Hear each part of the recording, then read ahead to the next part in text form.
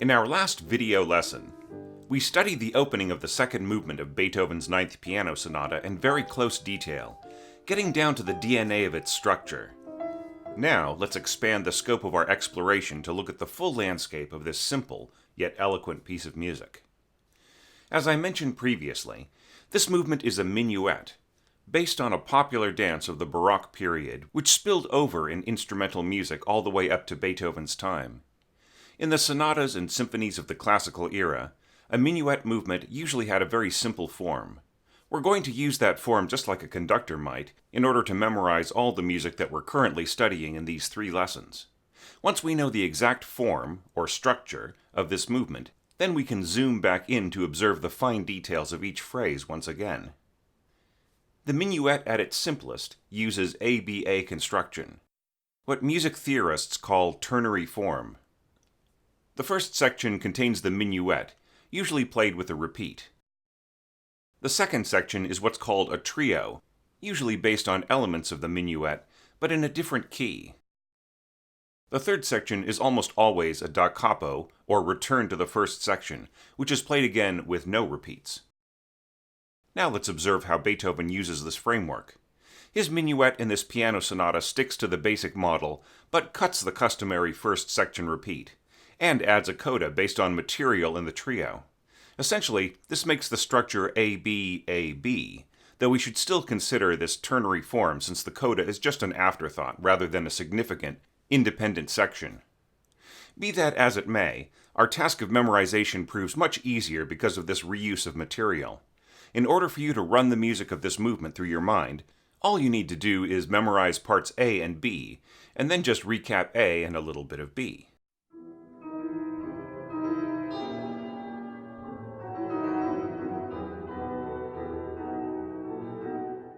That's our overall structure.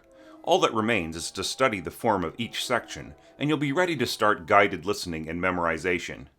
In the last lesson, we learned that the first 2 phrases of the minuet were virtually identical, and built from 2 basic motives. And these 2 phrases comprise the subject for this entire section. Don't get intimidated by this technical term. The subject is simply a statement of the theme or melody that will dominate the rest of the music. After these 2 phrases, Beethoven adds a short development section in C major, built directly from motive 1. Over a simple chordal accompaniment style,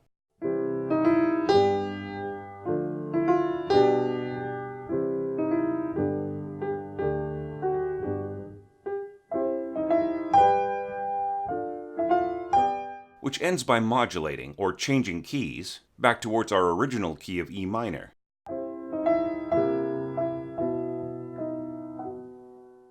Notice that this part is also composed of 2 phrases, with the second phrase echoing the first phrase an octave higher, just as in the opening of the piece.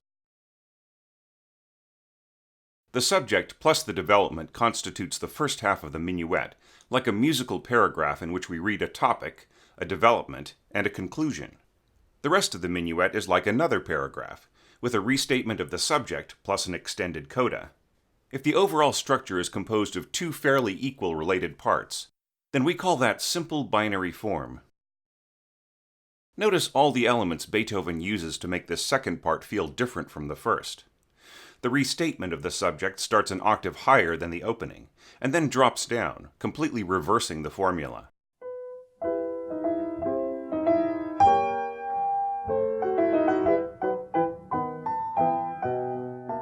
Halfway through the second, lower phrase, Beethoven throws in a surprise chord, forcing the harmony toward A minor, while stubbornly recycling the first 5 notes of the second motive.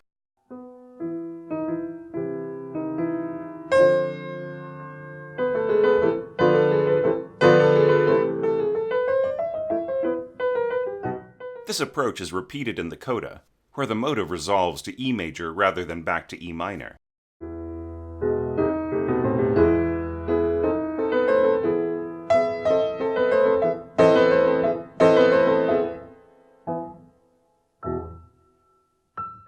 Now that we've learned the basics of identifying musical structure, Let's quickly break down the second section, the trio following the minuet. The subject is composed of two different ideas, each with their own motive. The first is a tranquil, hymn-like descent of 3 pitches, with a little hooking diminished fifth between the D and the C, and ending with rising thirds over the notes of a C major chord.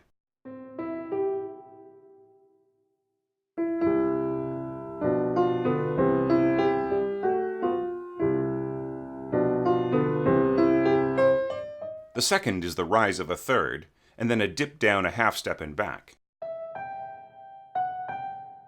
Notice how this motive evolves over the second part of the subject, as the music modulates toward the key of G.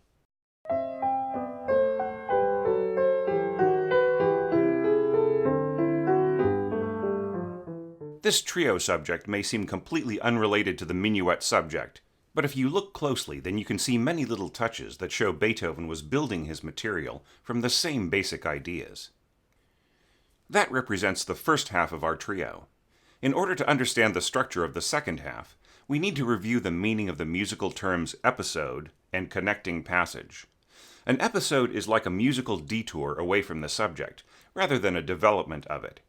In the episode that starts the next part of the trio, we can see that it's also built out of material from the minuet, but it doesn't represent that material as an extension of what happened before in the trio.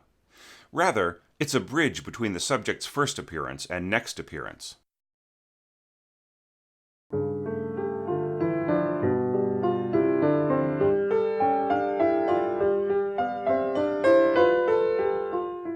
After a brief restatement of the trio subject, Beethoven leads the music back to E minor with a connecting passage, which is similar to a bridge or episode, except that it specifically serves as a transition between two sections of music, rather than serving as its own independent musical passage.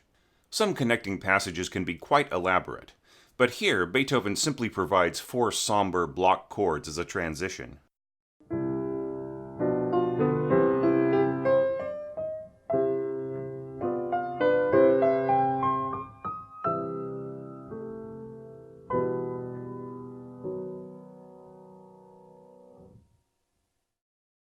These elements comprise another type of binary form called rounded binary, in which the subject returns at the end of the second part as a concluding phrase. Now that we can define that, then we know the entire structure of the complete second movement of Beethoven's Ninth Piano Sonata. The overall movement is in ternary form, A, B, da capo A, and then a coda based on the end of B. Section A is in simple binary form, and Section B in rounded binary form. In our next lesson, we'll study how to put our knowledge of form to work in helping to memorize this movement.